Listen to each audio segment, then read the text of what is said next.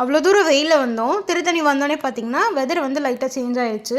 ஓரளவுக்கு மேகமூட்டமாக வந்து இருந்ததுனால ரொம்ப நல்லா இருந்தது. அதுக்கப்புறம் உள்ளே போய் பார்த்தா ரொம்ப க்ரௌடாக வந்து இருந்தது. அன்றைக்கி முருகனுக்கு ஏதோ விசேஷமான நாள் அப்படின்றதுனால கரெக்டாக ஒரு 1 இயர்க்கு முன்னாடி திருத்தணி வந்து வந்திருந்தோம். அக்ஷாக்கு வந்து மொட்டை போடுறதுக்காக வந்து வந்திருந்தோம். அதுக்கப்புறம் இப்போ தான் வந்து வரோம். வந்ததுமே பூ வந்து வாங்கிட்டு வரல. அதனால் கோயிலில் வித்துட்டு இருந்தாங்க. சரி பூவை வாங்கி வச்சுக்கலான்னு சொல்லிட்டு பூவும் வாங்கி வச்சாச்சு.